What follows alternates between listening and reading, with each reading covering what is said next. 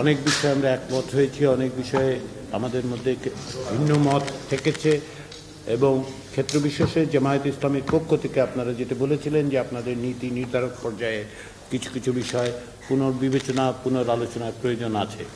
আমরা এটা নিঃসন্দেহে বলতে পারি যে যে কোনো ধরনের রাজনৈতিক আলোচনায় যারা প্রতিনিধিত্ব করেন তারা বিভিন্নভাবে তাদের নীতি নির্ধারকদের কাছে ফিরে যেতে হয়, কারণ আলোচনার টেবিলে অনেক কিছু উপস্থিত হয় যেগুলো পুনর্বিবেচনা দাবি করে।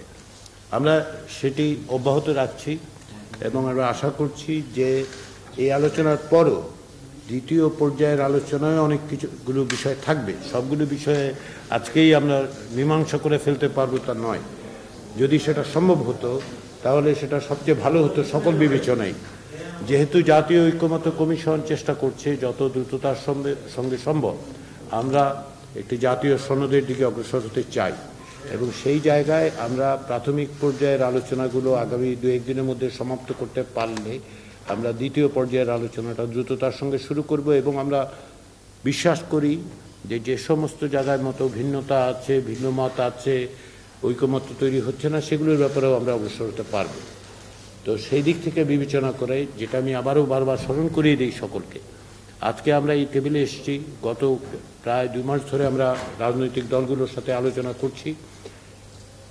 অত্যন্ত আন্তরিকতার সঙ্গে আলোচনা অগ্রসর হচ্ছে। পাশাপাশি এটাও স্মরণ করা দরকার যে আমাদের এই টেবিলে আসার জন্য অনেক প্রাণ দিতে হয়েছে, অনেক রক্তপাতের মধ্য দিয়ে আমরা এখানে এসেছি। আমাদের প্রত্যেকের সেই যারা প্রাণ দিয়েছেন তাদের কাছে আমাদের যে দায় এবং দায়িত্ব আছে সেটা আমাদের সকলকে স্মরণে রাখতে হবে।